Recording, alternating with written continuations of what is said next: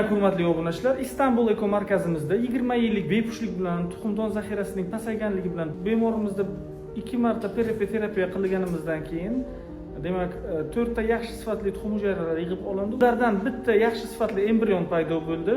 Shu embrionni demak bemorimizni bachadonni endometriy qavatini tayyorlab, bemorimizga shu chiroyli embrionni hozir bachadon ichiga qo'yamiz.